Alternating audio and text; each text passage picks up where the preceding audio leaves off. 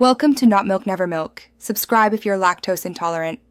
You start by finding which apps serve ads and why.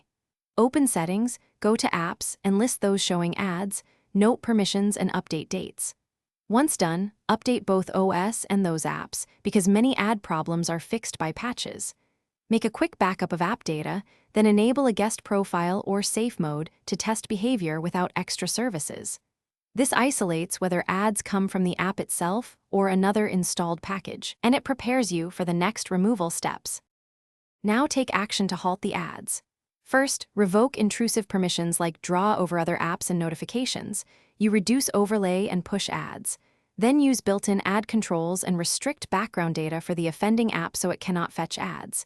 If needed, set a device-level DNS or encrypted DNS like 1.1.1. and apply block lists. Alternatively, use a local firewall or VPN with ad blocking. If ads persist, replace the app with a paid or ad-free alt. Finish by cleaning residual settings and checking for malware. Clear the app cache and data. If that fails, uninstall and reinstall from the official store because corrupted installs can display ads. Run a quick anti-malware scan to remove adware and uninstall any apps you don't recognize.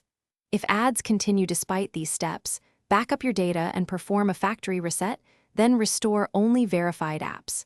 If something goes wrong, check permissions first and repeat DNS or firewall steps before a full reset.